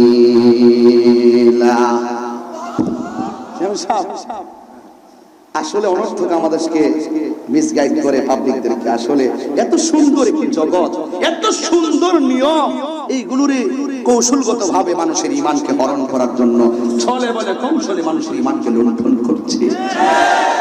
চলছে একটা শান গাইব, চট্টগ্রামকে একটা গাইব, চলছে ধর্ম নিয়া বাড়াবাড়ি গো। এইগুলো তো এলাকায় চলে না, চালাইলেই চলে। চলবে না বাবা, চলবে না, চলছে। আমি তাহিরি আসলে একটু অন্যরকম মেজাজের মানুষ। আমি এত কঠিন না, আমি আপনাদেরকে ভালোবাসি, এটা কি আমার অপরাধ? চলছে ধর্ম নিয়া বাড়াবাড়ি গো, ধর্ম নিয়া বাড়াবাড়ি আগুন ইমানের বাজারে, তাই কো হুঁশিয়ারে মানুষ, তাই কো হুঁশিয়ারে। উম্মত হবে ৭৩ দল, ৭২ দল যাইবে রে তল, বলি আছে নবী দনে দেখ না হাদিস খুলে।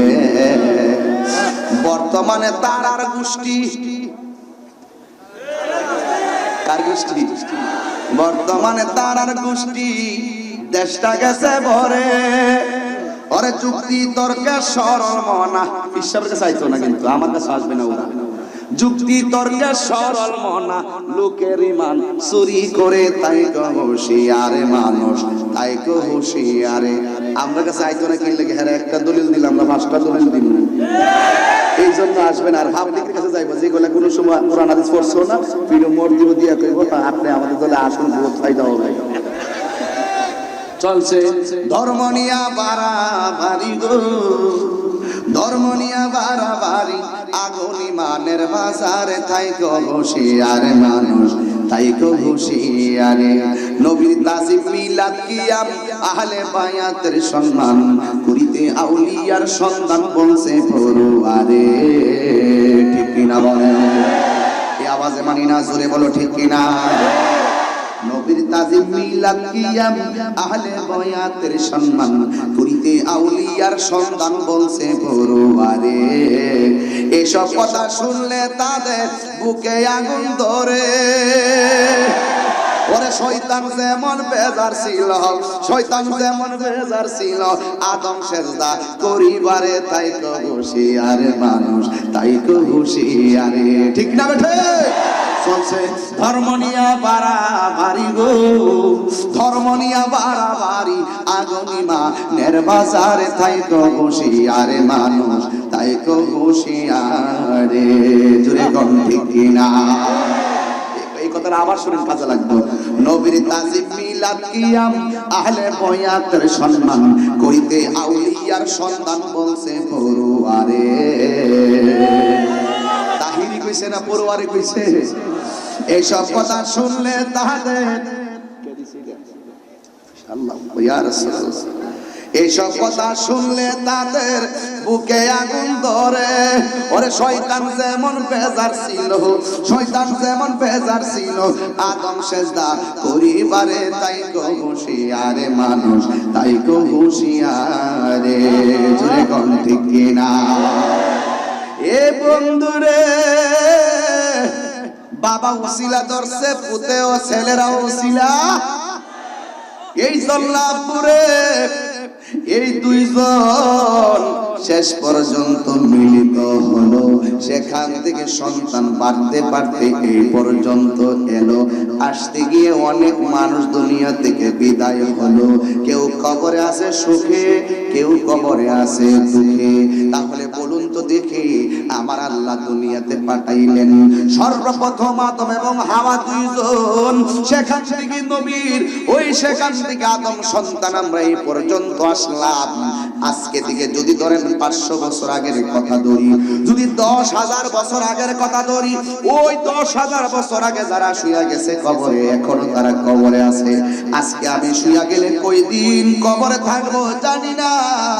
ওই কবরে গিয়া যারা সুখে থাকবে, ওই কবরে ইমানদারের নিচে আমার আল্লাহ জান্নাতের বিছানা বিছাইয়া দিব। এত বিশাল বড় আজরাইলটা এক মুষ্টি মাটি সমান সমান 40 মণ। এই বিশাল বড় আজরাইল সাতকানিয়া গ্রামের নাম কি? চরখাগড়িয়া। চট্টগ্রামের সাতকানিয়া চরখাগড়িয়া হাজার লাখ মানুষের ভিড়ে একটি কথাই বলতে চাই, শুনে রাখুন। কারণ আজরাইলের থাবাটা কি নরম না শক্ত? কিন্তু ইমানদারের সঙ্গে শক্ত না। ইমানদারের চরখাগড়িয়া ঘরে ঢুকলে, সাতকানিয়াতে আসলে, চট্টগ্রামে আসলে দরজায় আইসা আজরাইল তোমারে সালাম দিব। এই জন্য গত 4-5 বছর আগে এইভাবে গানটা গাইতাম, যারে মাটিও খাই না জমেও সই না গো প্রেমিক যেই জনা।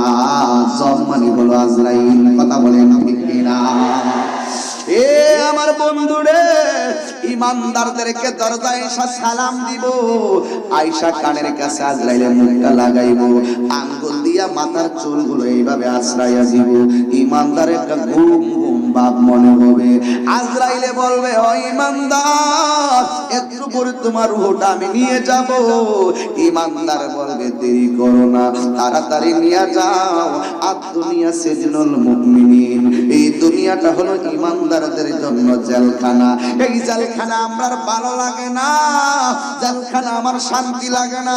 ও আজরাইল, তাড়াতাড়ি রূহটা লইয়া যাও, আমার মহান মাওলার সঙ্গে দেখা করার জন্য মনটা পাগল পাগল হয়ে রয়েছে।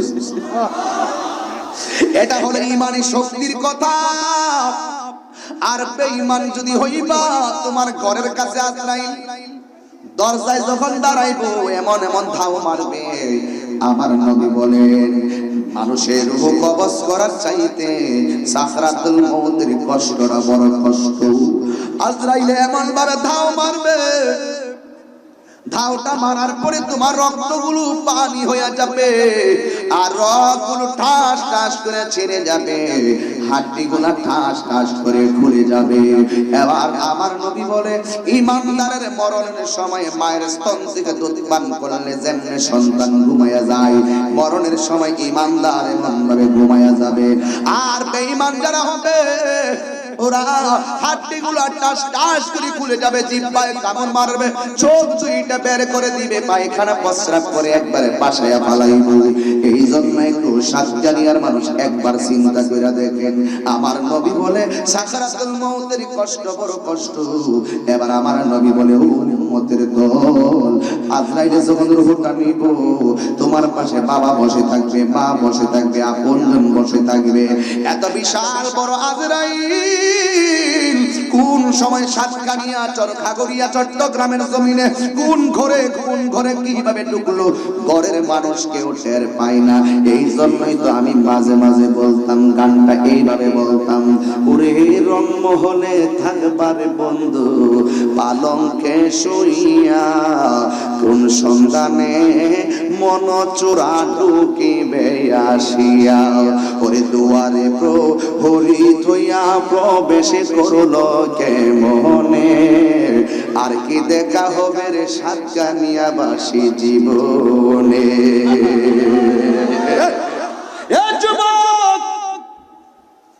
এই করোনায় সারা বিশ্ব স্তব্ধ,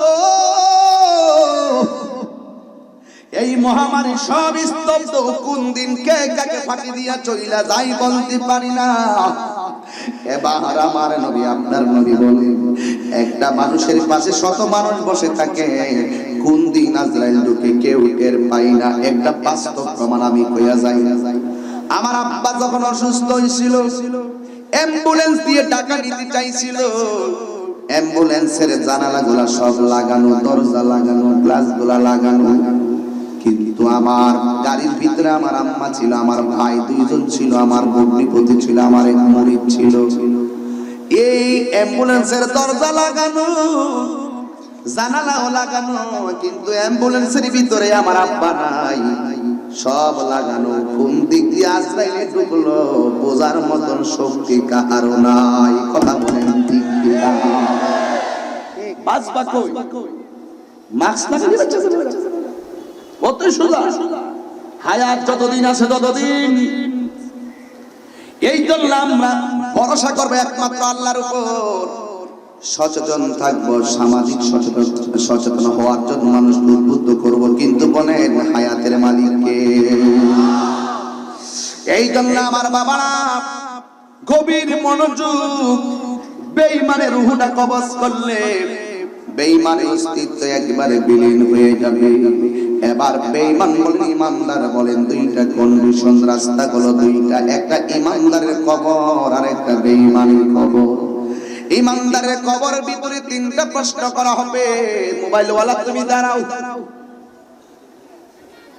মনে করবা তুমি কবরে আছো এই মুহূর্তে, আমি তোমারে বলবো আর তুমি উত্তর দিবা, কষ্ট হইবনি। বলো মার রাব্বুকা, উত্তর দাও আল্লাহ। ওয়া মা দীনুকা ওয়া মা কুনতা তাকুলু ফি হাক্কি হাযার রাজুল। ইয়ানি বারসনা কবরে গিয়ে কেমনে নিবি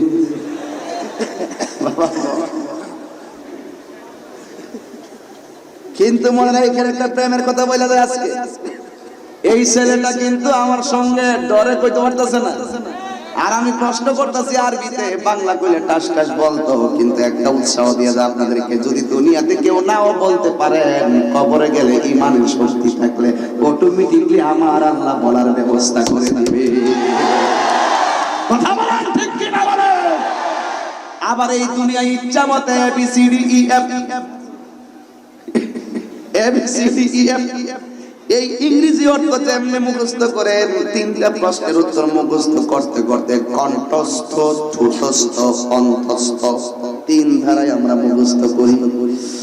যদি একবারে মুখস্থ করতে করতে শেষ হয়ে ফেলান, এরপরে কবর গেলে বলতে পারবেন না, যদি আপনার ঈমান না থাকে।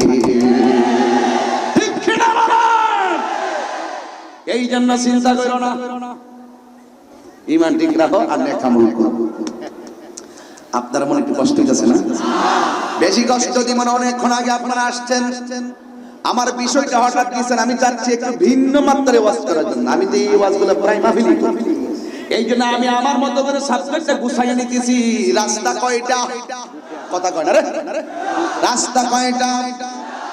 জাআল হক ওয়া যাহাকাল বাতিল ইন্নাল বাতিলা কানা সাহুকা।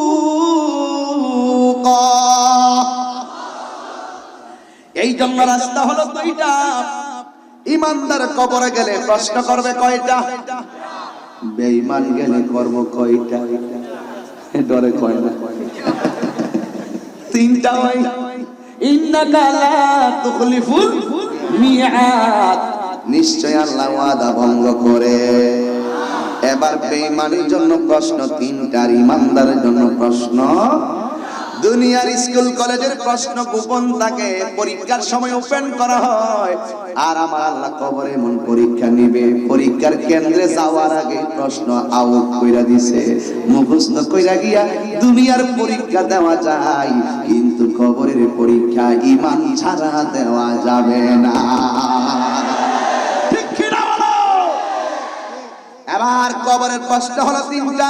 ইমানদারের প্রশ্ন করার পরে আল্লাহ বলবেন, ও ফেরেশতারা, আমার ইমানদার একটা মাত্র দোকানের কাপড় পইরা কবরে আসছে, কিয়ামত পর্যন্ত কেমনে থাকবো? যা যা জান্নাতে যা, যাইয়া আমার প্রেমিকের নিচে এমন একটা বিছানা বানায়া দে, যেন কিয়ামত পর্যন্ত ঘুমায়া যেতে পারে। এবার ইমানদারের ভিতরে নিচে বিছানাটা বিছায়া দিবে। বাজার থেকে, আপনাদের এলাকার একটা বাজারের নাম কোন? দুহাজারি। কোন জায়গা? দুহাজারি বাজার। এই দুহাজারি বাজার থেকে যত দামের খাট কিনে আনেন, যত তোষক দিয়ে জাজিম দিয়ে শোয়া দেন, কিন্তু শোয়ার সাথে সাথে কিন্তু ঘুম আসে না। হয়তো ডান কাতে যাই, বাম কাতে যাই, নাইলে উপর হইয়া শো, নাইলে উপর হইয়া শো। শুইলে কিন্তু সাথে সাথে ঘুম আসে না। আল্লাহ যখন জান্নাতের বিছানাটা ইমানদারের কবরে দিয়া দিবে, ইমানদার শোয়ার পরে সাথে সাথে ঘুম আসবে না। আল্লাহ বলবেন ফেরেশতারা আমার ইমানদার ঘুমাইবো, একটা বাতাসের ব্যবস্থা করে, দুনিয়ার বাতাস না, জান্নাতের প্রেমের বাতাস। কত সম্মান! এবার বাতাসটা দেওয়ার পরে আমার দেশে ফ্যান আছে না নাই? খাটের মধ্যে শুইয়া এসিটা টিপ মাইনাতে কি সুন্দর হাওয়া লাগে। আমার আল্লাহ জান্নাতি এসিটা কবরের বরাবর দিয়া দিবে। দেওয়ার পরে একবার ডান কাতে যাবে ইমানদার, ইমানদার ডান কাতে যাইয়া দেখবে একটা নূরের আলো ঝলমল করতেছে। ইমানদার ডাক দিয়ে বলবে আলো, ও নূরের আলো তুমি কোথায় থেকে এসেছো?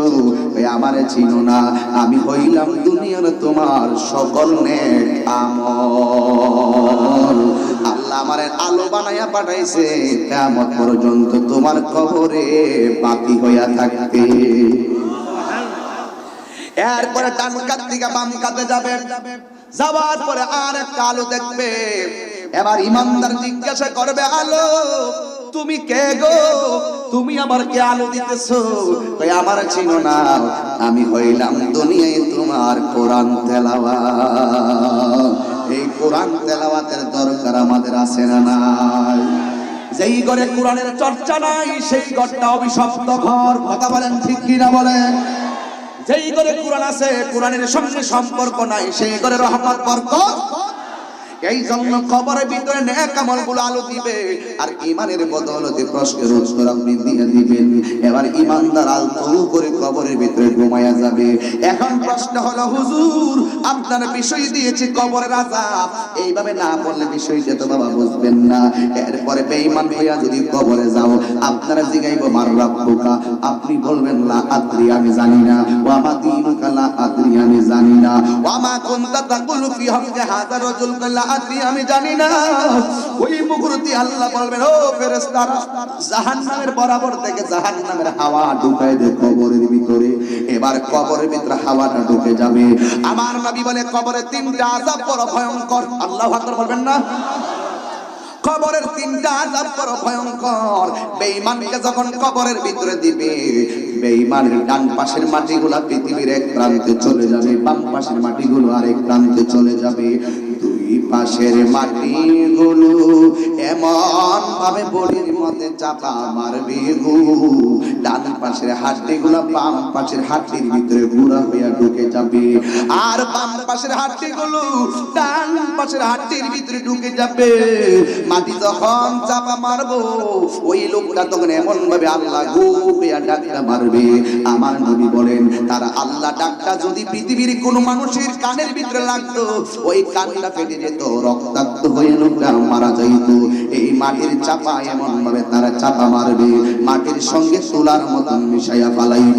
কিন্তু দুনিয়া থেকে কবরে দেওয়ার পরে সন্তানগুলো 3 দিনের খতম করায়, 7 দিনের খতম করায়, 40 দিন পরে খতম করায়, ওই 5 দিন পরে খতম করায়, দোয়া করায়। কিন্তু 3 দিনের দোয়াটা করানোর পরে 3 দিন টাইমে যুবক ভাইরা আমার, ও যুবক ভাইরা, ও মুরব্বি আব্বারা, তুমি দুনিয়ার ভিতরে খতমটা শেষ হওয়ার সাথে সাথে ভাই বোন সবাই মিল্লা ঘরে বসার পরে হিসাব মিলাই বাবার কয়খানি সম্পত্তি আছে, এই সম্পদগুলোর ভাগ নেওয়ার জন্য সব সন্তান ব্যস্ত। কবরে বাপটা দুঃখে থাকলে, কষ্টে থাকলে, এই কষ্টের ভাগ পৃথিবীর কেউ নিবে না। কথা বলেন ঠিক না বেটি? এটাই হলো বাস্তবতা। আমার আছে, দুনিয়ার আছে, আমার নাই, কিছু নাই। সুদের টাকা ব্যাংকে লাগাইয়া গেছেন 10 লাখ।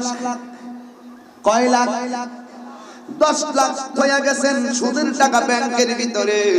সুদের টাকা তুললা আপনার ছেলে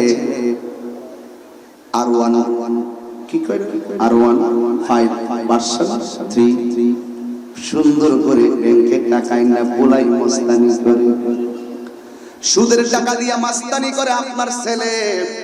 অথচ সুদের টাকাটা আপনি লাগাইয়া গেছেন। কিন্তু মনে রাখবেন পোলা দুনিয়াতে মাস্তানি করবে, আর কবরের ভিতরে জুতার বাড়ি আপনি খাবেন। কথা বলেন ঠিক না? কার জন্য আপনি হারাম রাইখা যাবেন, হারাম টাকা দিয়া মাস্তানি করবো আপনার পোলা, কবরের জুতার বাড়ি খাবেন আপনি। না না না না, আমার নবী বলে কবরের 2 নম্বর শাস্তি হলো কবরের ভিতরে একটা ফেরেশতা নামায়া দিবে, যেই ফেরেশতারা কানেও শোনে না, এই ফেরেশতারা চোখেও দেখে না, হাতের মধ্যে বিশাল বড় একটা হাতুড়ি লইয়া এই কবরে নাইমা জাহান্নামীরে কবরের ভিতরে এমন আঘাত করবে 70 গজ মাটির নিচে ছিন্ন ভিন্ন করে ঢুকাইয়া ফেলাইব। সবচাইতে বড় প্রবলেম হলো বাড়ি খাওয়ার পরে লোকটা চিৎকার মারে, কিন্তু ফেরেশতার কানে দিয়ে তো শুনে না, তার আঘাত করলেই কি আর না করলেই কি, এবার তার শরীরটা রক্তাক্ত হয়ে যায়, ফেরেশতার চোখে দেখে না, রক্ত হইলেই কি আর না হইলেই কি, এমন ভাবে তার শাস্তি দেওয়া হবে। এই জন্য আমার আব্বুরা, এই কবর থেকে আপনি চিরদিন পর্যন্ত শাস্তি পাবেন। একদিন নয়, 2 দিন নয়, কোন দিন পর্যন্ত? যতক্ষণ না পর্যন্ত কিয়ামত হবে ততদিন পর্যন্ত কবরের ভিতরে আপনাকে শাস্তি দেওয়া হবে। এই জন্য আমার সাতকানিয়ার বন্ধু, আমার জীবনে আমি প্রথম এসেছি এই সাতকানিয়ার জমিনে, নাকি আগেও এসেছি? আগে একবার এসেছিলাম সাতকানিয়া মির্জাখির দরবারে, ওই অনেক আগে, 12 বছর আগে আমি আসছিলাম। 12 এমনই হবে, অনেক আগে আমার বন্ধু জুবেরের সাথে আসছিলাম। তখন আমি আরো ইয়াং বয়সে, এখন তো বুড়ো হয়ে গেছি। কি বুড়ো হয়ে গেছেন?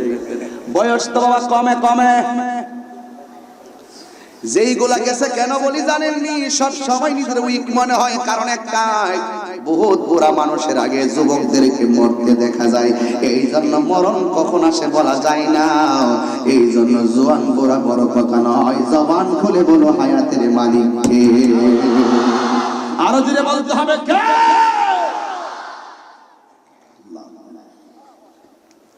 কষ্ট দিতেছি আমি? প্রত্যেকটা কথা প্রদা পয়েন্টে বলার চেষ্টা করছি। কথা একটাই, রাস্তা কয়টা? আর জোরে বলেন, রাস্তা কয়টা? একটা হালাল আর একটা, কথা কয় না, একটা হালাল আর একটা। আজকে দুঃখজনক হলো সত্য, আজকে বাংলাদেশের বহুত মানুষ হারামকে আরাম মনে করে, হারামকে আরাম মনে করে। তো হারাম খাও, নাচ্চা নাচ্চা দুজুকে যাও, আর হালাল খাও, নেচে নেচে জান্নাতে যাও। কথা বলেন ঠিক না বেঠি? এই জন্য কতদিন পর্যন্ত আপনি কবরে সুখে থাকবেন? ইসরাফিলের সিংহা ফু দেওয়ার আগ পর্যন্ত। আবার কতদিন পর্যন্ত কবরে আপনি দুঃখে থাকবেন? ইসরাফিলের সিংহা ফু দেওয়ার আগ পর্যন্ত। ইযা সুলজিলাতিল আরদু জিলসালাহা ওয়া আখরাজাতিল আরদু আসকালাহা ওয়া ক্বালাল ইনসানু মা লাহা।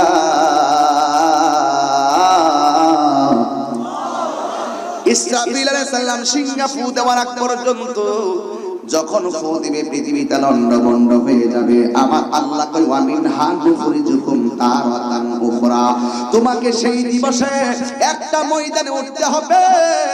ওই ময়দানটা হবে তামার ময়দান।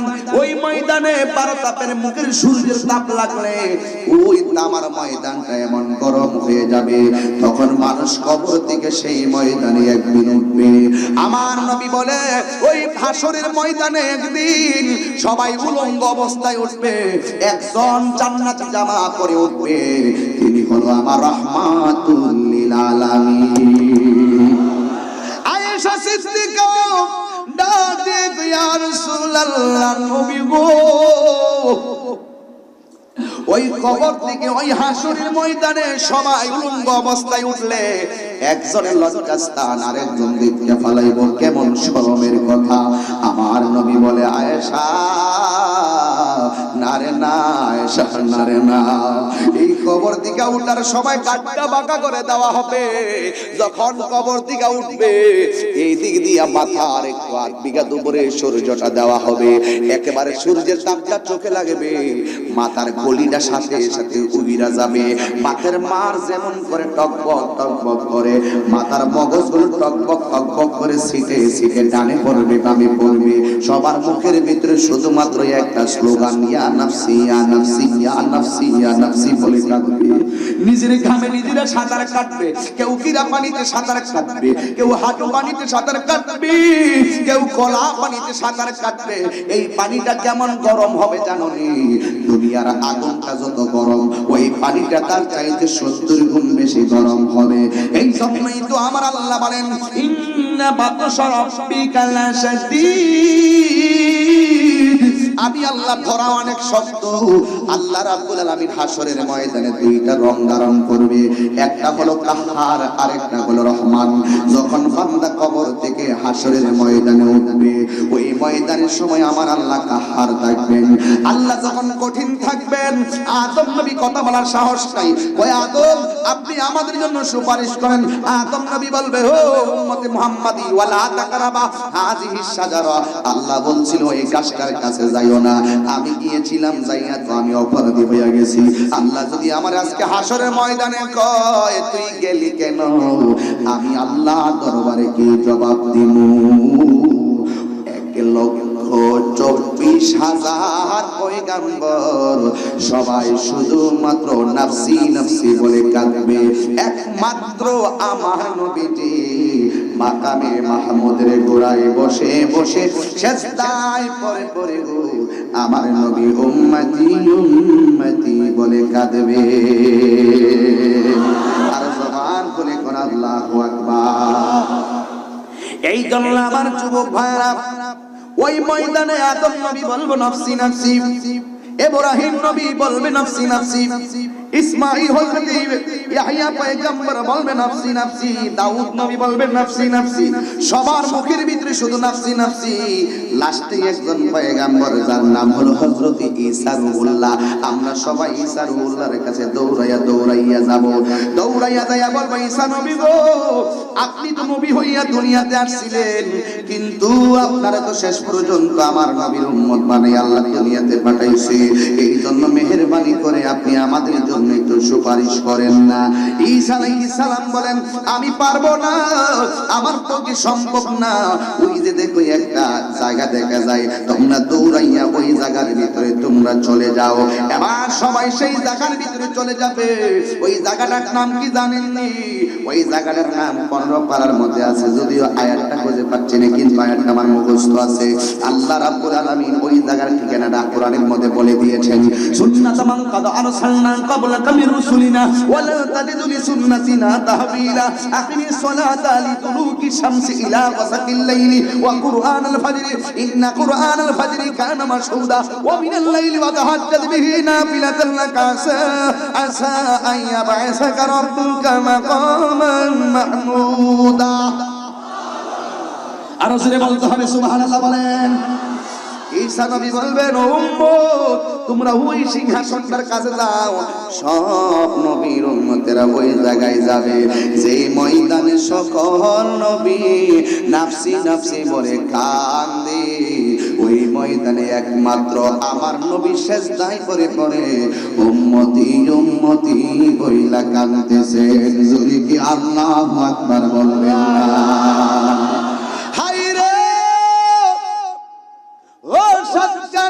মানুষ কেন তাহিরি নবী নবী করে গো? কেন কালীপুর দরবারের শাহজাদা কেন নবী নবী করে? আজকের মাহফিল অতিথিগণ কেন নবী নবী করে? যেই ময়দানে কেউ নাই, ওই ময়দানে আমার নবী হলো তোমার আপন।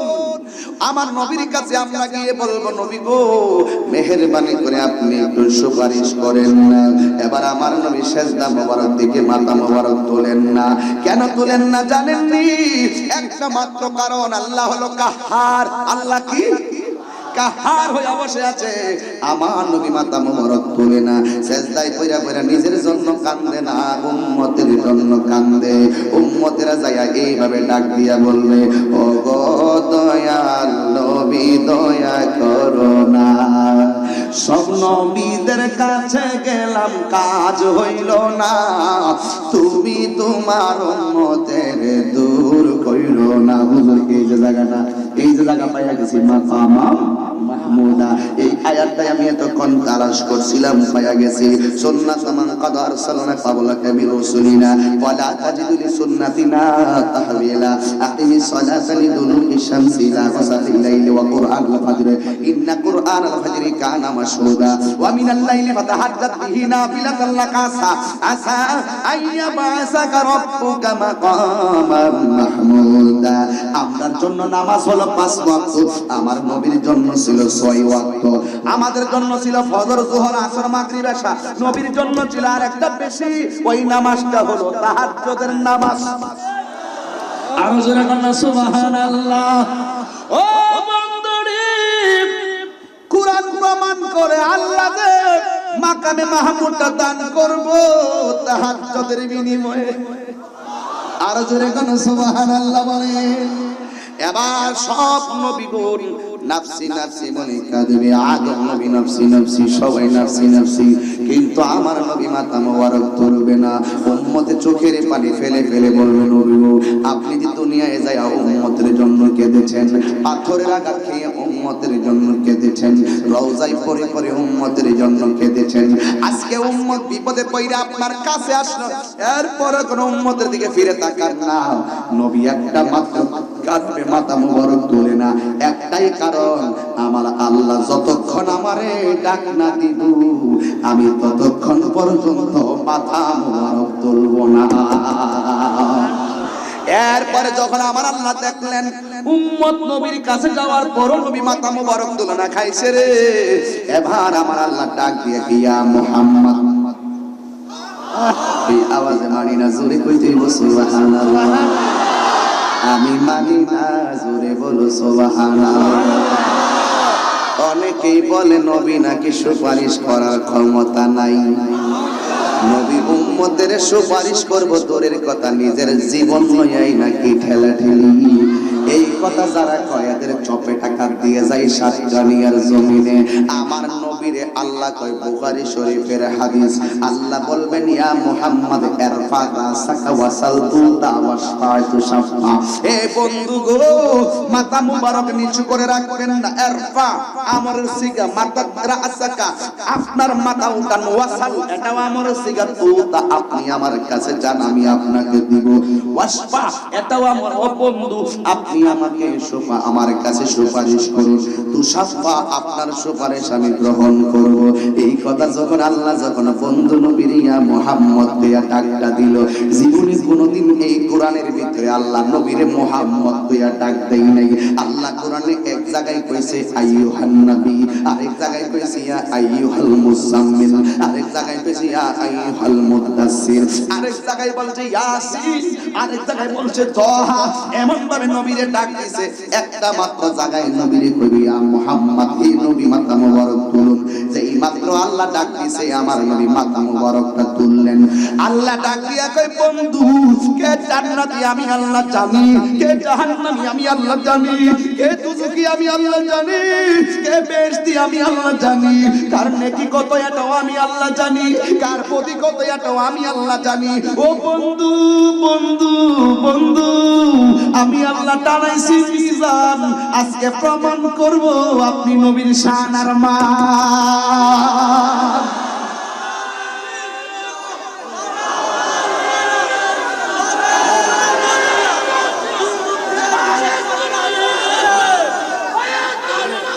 আল্লাহ আল্লাহ আল্লাহ। তুমি মোদের আশার আলো, তাই তো তোমায়। সবার মোবাইল গুলা জ্বালাই দেন, আমি সবার চেহারাটা দেখতে যাই, সবার মোবাইল ফ্ল্যাশ লাইটটা জ্বালাই দেন, নরমাল হোক অ্যান্ড্রয়েড হোক সব জ্বালান। আজকে আমরা হাসরের মাঠের নবীর নূরের আলো চাই। কথা বলেন ঠিক না বেটি? সবাই একটা যাতে বাদ না থাকে। আজকে সাতকানিয়া প্রথম আর স্মৃতি রেখে যাই, না হলে চলবে না। সবাই হাতটা নাড়াবেন, আমার ভাইস চেয়ারম্যান আছেন, আমার অতিথিরা সবাই আসছেন, সবাই এইভাবে দেখাবেন, তুমি মোদের আশার আলো, তাই তো তোমায়, তুমি মোদের আশার আলো, তাই তো তোমায় হৃদয় নামের ফুলদানিতে হৃদয় নামের গেতে রেখেছি প্রেমের মালা ইয়া রাসূলুল্লাহ ইয়া রাসূলুল্লাহ ইয়া হাবিবাল্লাহ ইয়া রাসূলুল্লাহ। হাত ধরবে। তুমি মোদের আশার আলো, তাই তো তোমায় বাসি ভালো, তুমি মোদের তাই তো তোমায় হৃদয় নামের ফুলদানিতে হৃদয়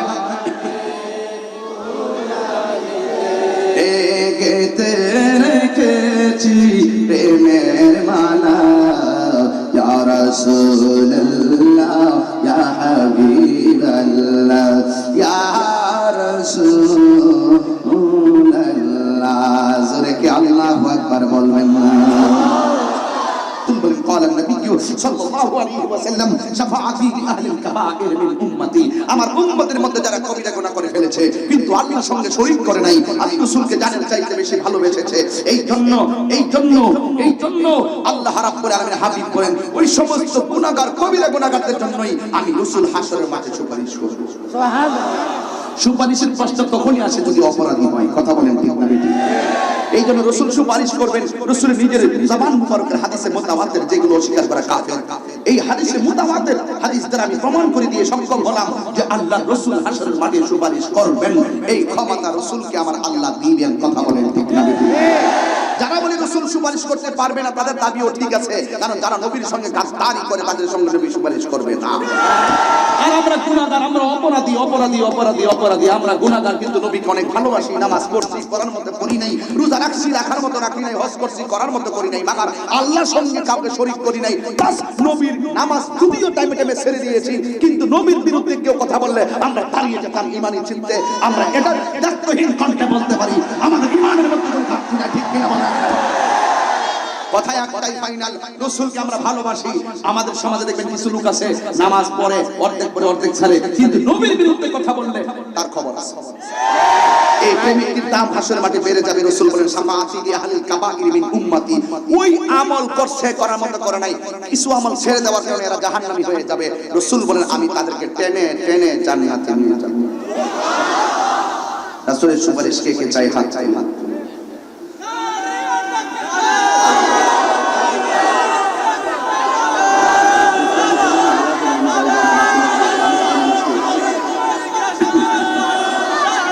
সকলে বলেন আলহামদুলিল্লাহ। আরো জোরে বলেন আলহামদুলিল্লাহ। আমি চেষ্টা করেছি শুরু থেকে যেমন টাইম আমার তেমন ওয়াজ। যখনই দেখি সময় একটু লম্বা আছে আমি একটু ইজিলি স্বাভাবিক কথা বলি, যখন একটু সময় কম থাকে আমি চেষ্টা করি ঘন্টা দেড়েকের ভিতরে 3 ঘন্টার একটা ওয়াজের সাবস্টেন্স সামারিটা বুঝিয়ে দেওয়ার জন্য। এই জন্য আপনাদেরকে অনুরোধ করব, আমাদের আসল ঘরের নাম কি? বিল্ডিং না কবর? কথা কয় না? বিল্ডিং না কবর? আরো যদি বিল্ডিং না কবর? এই কবরটাকে আসল ঘর না নকল ঘর? কথা কয় না? আসল ঘর না নকল ঘর? এই আসল করে চাইতে গেলে আমরা ঈমান আমলকে সুন্দর করে যেতে চাই কি চাই না? নবী হাশরের মাঠে সুপারিশ করার ক্ষমতা আছে না নাই? আমার ওয়াজ থেকে চুমা দিয়ে চোখে লাগাইবার দলিল পাইছেন কি পান নাই? আমার ওয়াজ থেকে জানাজার নামাজের পরে দোয়া করা জায়েজ আছে, পান কি পান নাই? আজকে আমি কোরআনের আলোকে তাফসীর করার ক্ষুদ্র চেষ্টা করেছি, আপনার কি বুঝতে অসুবিধা হয়েছে? আপনারা স্বাভাবিক মানুষ, এই জন্য আমি সাবলীল ভাষায় কোনো গ্রামার ইউজ না করে আমি তাফসীরটা করে গেলাম। তবে একটি কথাই বলবো, জীবন বারবার মরণ একবার, বাঁচতে যদি হয় নবীকে নিয়ে বাঁচবো। আপনার হাত নিচে নামছে কেন? বাঁচতে হলে নবীকে নিয়ে বাঁচবো। কেউ যদি নবীর বিরুদ্ধে কথা বলে আমরা দুর্গ করে তুলবো। আমরা দুশমনদের সঙ্গে কোনোদিন আঘাত করি নাই, আপোষ করি নাই, করবো না।